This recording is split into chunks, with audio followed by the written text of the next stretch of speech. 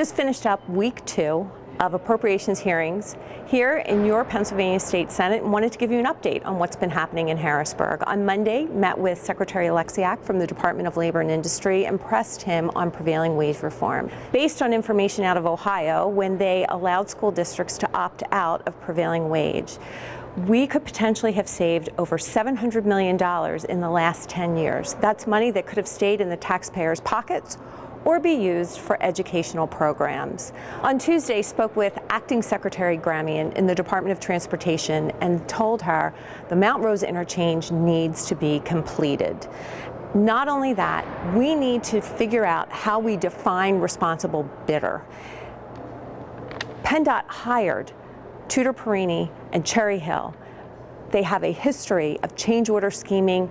They should never be considered a responsible bidder again here in the Commonwealth. Also spoke with Secretary Miller of the Department of Human Services and questioned her about the governor's new line item for access to reproductive services. What we learned is that that money is entirely slated to go to Planned Parenthood, an entity that provides abortions here in the Commonwealth. Our law is clear. No taxpayer dollars should be used to pay for abortions. I have great concerns that we will be able to successfully know whether or not that money is used as it is intended and does not pay for abortions here in the Commonwealth.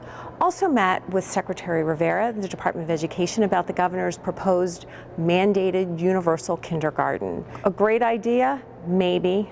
Huge unfunded mandate on public education, and we know that unfunded mandates equal higher local school property taxes.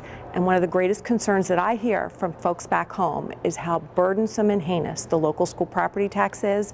If this Senate is ever going to be able to vote to eliminate school property taxes, we cannot continue to put unfunded mandates on public education. We also met with the Department of Community and Economic Development, and I expressed great concern about tax credits and state grant funds that are being used for things that they were not originally intended for.